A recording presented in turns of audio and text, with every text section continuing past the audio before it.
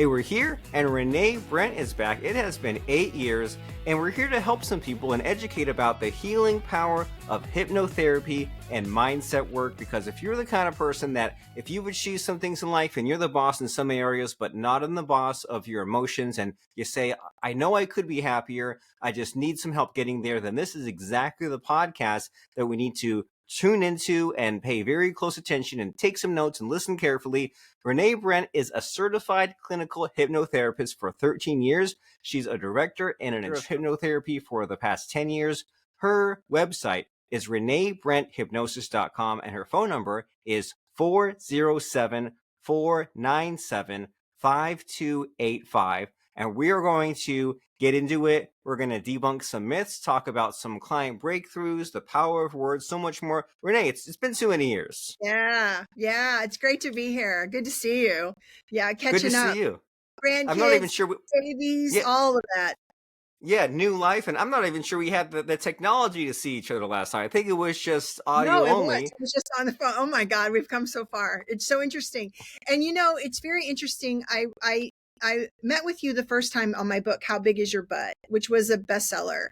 And I personally have grown so much and learned so much personally about myself and spiritually, emotionally, all of this in the last 8 years. So it's really great. I wrote another book called Breaking the Worry Agreement, just about letting go of worry. But I'm very chill in what I'm doing now. I'm in this trust space, and it's really always my pleasure to help people learn and grow and make changes. Be the boss, like you said. I love it. And I'm looking to tap into that as well. I feel like this whole personal growth thing, I don't think back then I really knew what it was, and I know I definitely didn't take it seriously. And I feel like in general, I'm more chill. Since I'm older, I do have more problems and more stress, but I feel like I have better techniques, and I'm slower to act impulsively and better to sometimes say, hey, I need a break, I need to walk, I need to do some breathing, I need to just kind of use the tools in the toolbox to attack the problem. Even though life is always have some uncertainty, unexpectedness, it's always built in, but we do our best. And so these last few, we both grown in these last few years. So what is your passion and focus these days? What's new? So it was interesting. We talked a little bit before this. I came into hypnotherapy thinking that I was newly divorced from a 20-year marriage, et cetera, et cetera. I thought I was going to be really helping women. And I have found over the years that I am helping men. And I'm helping men between the age of 45 and 65. Why? Because they're creating success. They've worked hard and they're not as happy as they want to be. They're not the boss that they think they should be, right? So my passion is really helping women through men, right? And helping them create their own happiness and what their expectation of themselves is. Good is not great. Great is not enough is what I hear from a lot of people, men and women. And really taming down the inner critic and using some tools, mind hacking, brain hacking, and learning to really be the boss. And that's where I'm at right now. And also I'm really helping people sleep. We would be much better world, community, United States of America if people slept and were more hydrated, to be honest. And that's my really simple opinion about all of this is we got to sleep. We can't create change. We can't wellness without sleep. So that's kind of where I'm at. And I'm excited about it. I really love what I do. And 13 years later, I'm loving what I'm doing. I'm in my 60s now, which is crazy to me, right? And I ain't stopping soon. And I'm excited about what's coming. Well, I'm excited too. And it's a great message so far, right? That we need to be thinking things through, need to be hydrated, we need to sleep. And I find myself putting the phone down a lot more, and I make sure to go to bed at the same time and wake up the same time, weekends. And then right after we're done here, I'm going to be laying down for about half an hour. Not sure if I'll sleep for a few minutes, but I'll just be focusing on my breathing just to manage the stress. And it's so simple to do, but so few people do it. And in this day and age we're living, the question is always, well, can't I just use an app? Can't I just take a pill? Can I just push a button isn't there an app to help me sleep better? All this sort of stuff. And so if someone, I guess the sleep thing, it's kind of fascinating, right? Because if someone has all these excuses, I need to stay up and work, or I'm just not a good sleeper. What's your advice for someone with all the usual sleep excuses? So it's very interesting there. We're talking about this stuff a lot more than we used to, right? Which is really great. And what I love about what's happening in the last 8 years since we talked is that there's so much science that sets it down. But happiness and health is an inside job. My next book is called Happiness Lives in the Gray. If you have black and white thinking about sleep or about yourself and who you are in the world, it ain't going to work because you're going to hit up against it. The mind does not like absolutes. We found that during COVID for sure. The mind doesn't like. So this is what I say about sleep. Sleep happens in the morning when you wake up. If you wake up in the morning and you're running an automation of not good enough, got to be great, got to keep going, can't stop, can't look at what's going on, not present, always looking into the future. If you do that through the day and you're not the boss of your subconscious mind, then you are not going to sleep well at night. Why? Because when you put your head on a pillow, the subconscious is going to talk to you. And it's going to talk to you about all the things that you screwed up in the past, or it's going to wake you up about 2 or 3 in the morning and tell you all the things you need to worry about in the future. Right? This is our natural circadian rhythm. So being the boss through the day and taking time to quiet down, happiness, health is an inside job. And it's pretty easy. Like you said, I love the fact that you said, I have to just slow down I'm just going to slow down. If you quiet your body for 5 minutes, 4 minutes, 3 minutes, if you do that, your brain will quiet down. Because why? The neurons, we have 10 times more neurons from our body to our brain than our brain to our body. So it's giving a message of settling down, of quietness, and it will still your brain. It's not like we're not going to think, but we just got to quiet down and be safe to know we don't always have to be doing something, right? And you've heard this before, we're a human being, not a human doing, right? We just have to learn to slow down and know that those minutes that we're quiet, where we take time to just listen to what's going on in our own mind and our body, when we do it, that's the superpower. That's a super ingredient for success in the future. I like it. So we need to quiet down and develop these better habits, not be in such a rush all the time. Don't live in the past or the future, be in the present. And so, and that's a great just message to start off with and something to think about. And so then getting to like the bigger picture, right? These men come to you and what you've been saying is they're like, well, I'm unsatisfied. I've got stress 6 different ways, not sure. Like, what's the usual language they use, or like what kind of problems do they come to you with? So my favorite word that I hear all the time is I'm stuck. I'm stuck and I am not where I think I should be. So it's really the perception of, okay, where do you think you should be? Because where you think you should be is usually based on an old programming from back there, which is someone gave you the message that I'm not good enough, and now you've created this own inner critic that's telling you, no, no, no, keep going, keep going.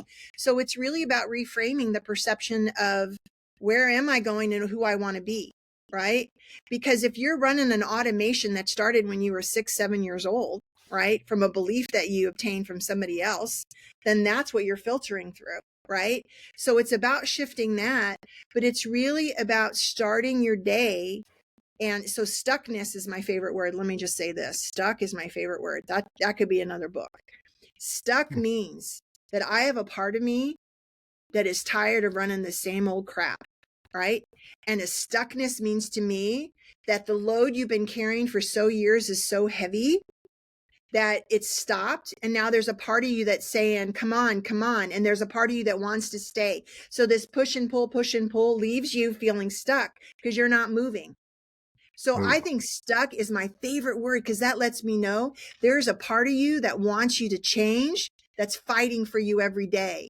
So stuckness gets people to pay attention. And when you pay attention, you create change. So I love the word stuck, and I love helping people be the boss of what's going on in their inner mind. And it's not as hard as you think it is. It really isn't. That's a great reframe. That if you know that you're stuck, if you're aware of this, that's a good thing, right? Because you're It like, is. hey, something needs to change. And how does that change happen? We've all heard of like the usual, like, 4 to 6 techniques, and you could punch it into the chat GPT. You're like, oh yeah, I heard of this and that list, but Yeah. like, what actually works when someone comes to you and says, I've heard of these techniques, I've read these books, I've tried these Yeah. things, I still don't know what. It seems like the hypnotherapy, you say that men especially, it seems like they're ready and eager to use this tool. Yes. Hypnotherapy, which is hypnosis, as a hypnotherapist, I'm not a therapist. I use hypnosis as a therapy tool, which means quiet down the brain waves. When you quiet down the brain waves, you quiet down this internal analytical filter that drops, and now we're in the room.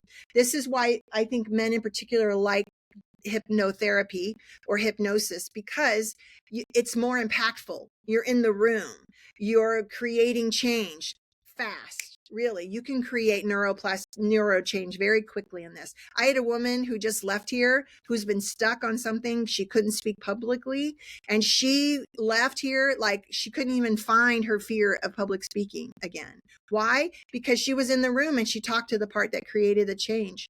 So when you're in the room with the issue, now you can understand that it isn't even yours. It was handed down to you by something someone said. For her, it was her brother who was trying to protect her when she was 7 and was speaking for her, wouldn't let her tell a story and suppressed her. And now she couldn't find her words. It's incredible how it just impacts us. So when you're in hypnosis, changing the brainwave, now we're in the room, it doesn't help someone to have me reframe it. Now they're in the state of hypnosis, just means they're programmable. I actually think I don't hypnotize people. I dehypnotize people from their old programming, really, honestly. Okay.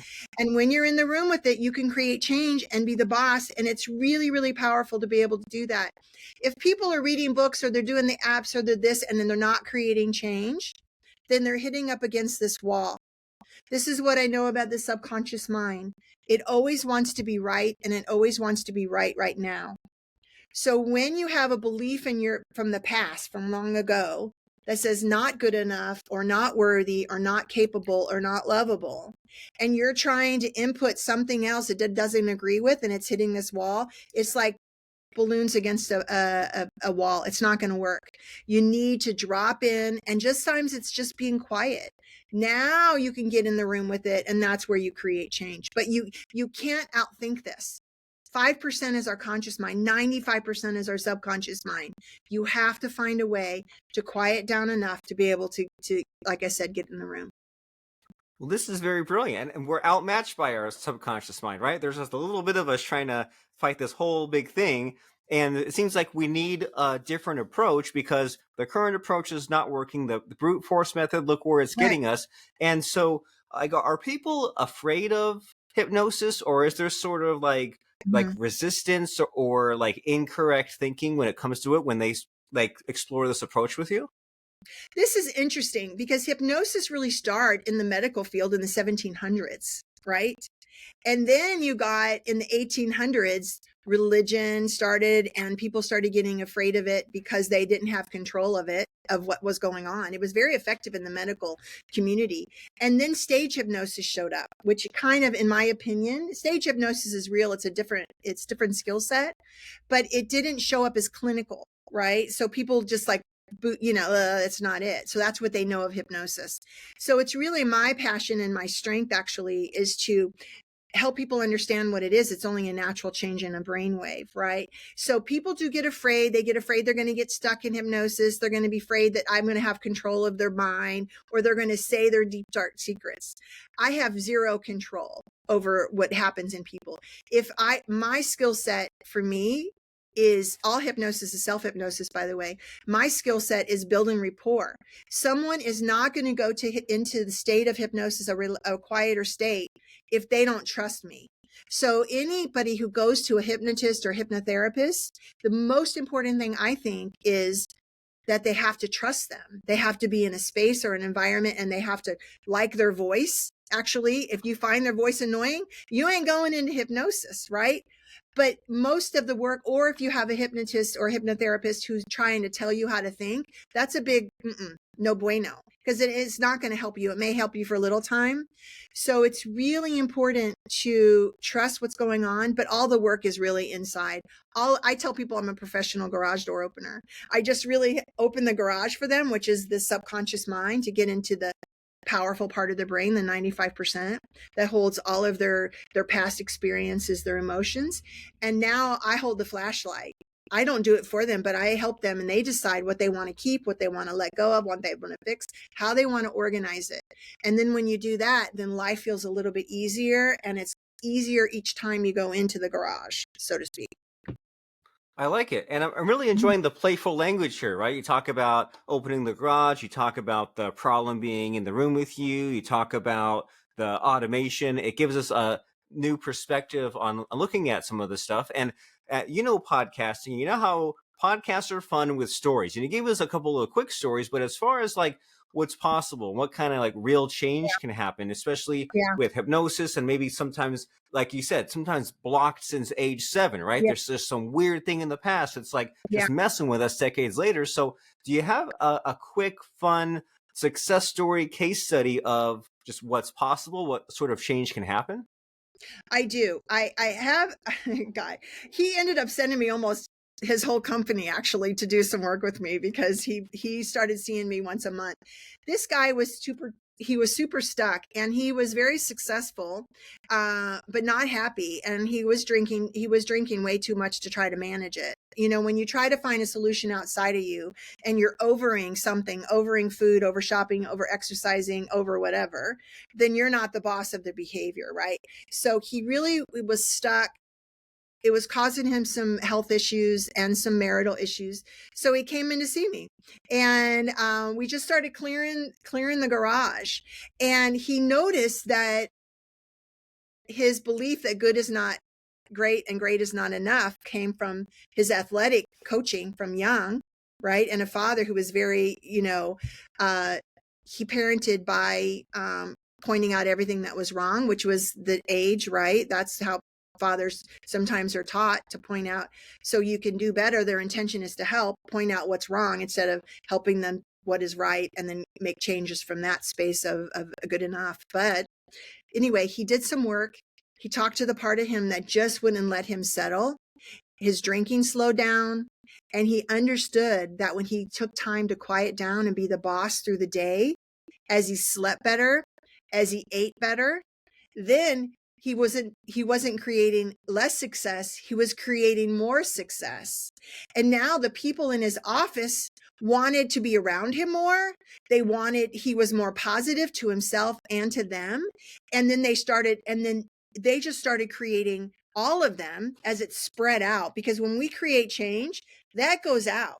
That just ripples out behavior. And the company started making more money. And the only person that was doing the work in the company was him. So he's like, if I'm creating all this success, and he said to me once, he said, Rene, I don't even recognize the person that I came in here the first time I came to see you. He couldn't even recognize the behavior. And now he started sending me people in his office, and it was really quite amazing. And that company, he ended up selling that company, and I helped him move through the sell at, let's just say, he's really set up for the rest of his life. And now he can really enjoy who he is.